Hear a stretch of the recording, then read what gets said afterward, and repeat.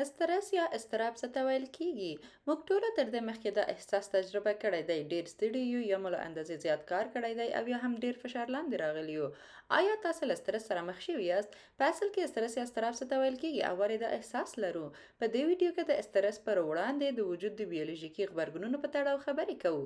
د استرس د پیژندنې لارې چارې راسپړو او پر دې هم بحث کوو چې له دې پیدې سره څه ډول مبارزه وکړو. په پخوا زمانو کې چې خلک ښکار ته تلل او یا هم له خپلو کرنیزو ځمکو څخه حاصلات راټولول، د خوندیتوب لپاره لازمه وه چې پر دې پوه شي چې کومې سیمې خطرناکې دي. په دې ډول حالاتو کې زموږ فطري غبرګون پر دې درې شکلونو څرګندېږي: جګړه کول، تېښته کول او بې حرکته یا غلی پاتې کېدل.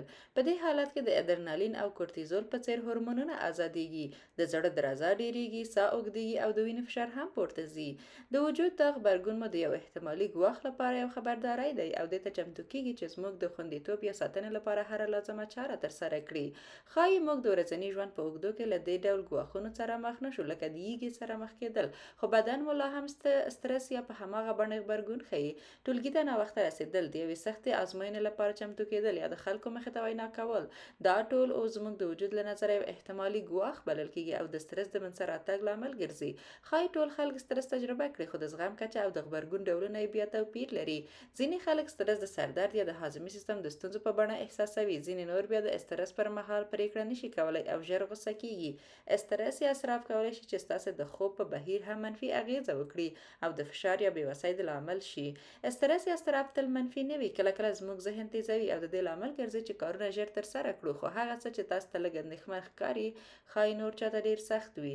د استرس اړوند ځینې احساسات عبارت دي له خپګان، غوسه، اضطراب، غم، ناهیلي او ویره.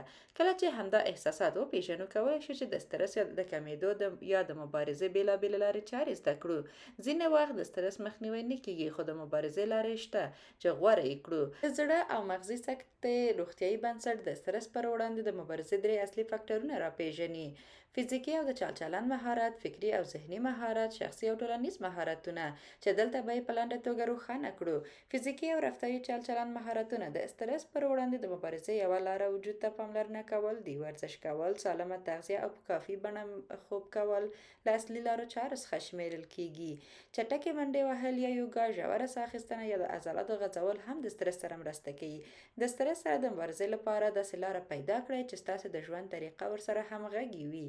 فکري او ذهني مهارتونه: له ذهن څخه ګټه اخیستنه کولی شي چې پر یوې موضوع زموږ تمرکز پیاوړی کړي او دا مرسته راسره کوي چې د استرس اصلي لامل په ښه توګه وپېژنو. کولی شئ د ټولو هغو ستونزو لپاره د ممکنه حل لارو لست چمتو کړئ چې د استرس لامل ګرځي. همدارنګه دا هم کولی شئ چې بیرته د استرس همغه حالت په اړه فکر وکړئ او وګورئ چې آیا دا مناسب تعبیر کړی دی او که نه. له ځان څخه پوښتنه وکړئ: هغه احساس چې لرم رښتیا دی او که نه؟ آیا د ویرې له مخې غبرګون ښیم؟ څنګه کولی شم چې د فکر کولو په طریقه کې مې بدلون راولم؟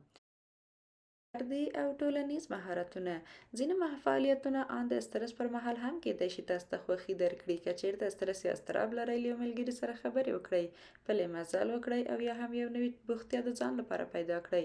د ځان ساتنه مو خپل لومړیتوب وګڼئ او د امکان تر بریده له ټولو هغو شیانو ډډه وکړئ چې ستاسو د استرس لامل ګرځي. په یاد ولرئ چې د استرس احساس یوه طبیعي خبره ده، خو اړینه نه ده چې دا هر څه په یوازې ځان وزغمئ او تحمل یې کړئ. که چیرته د شدید فشار احساس لرئ، له یو ارواپوه سره مشوره وکړئ او یا هم د محصلان لپاره د یو کالج یا پوهنتون روغتیایي مرکز څخه مرسته وغواړئ. ځینې وختونه د استرس د کنټرول لومړی ګام دا دی چې ومنو موږ له استرس سره مخ یو.